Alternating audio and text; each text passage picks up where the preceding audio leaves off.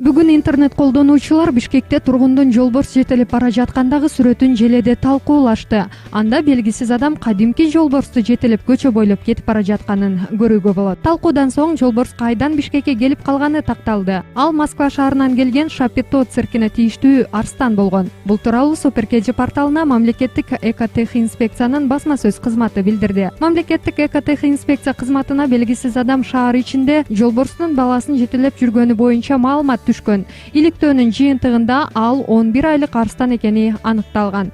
Москвадан Кыргыз өлкөсүнө цирк оюндарын көрсөтүү үчүн алып келингени белгилүү болду.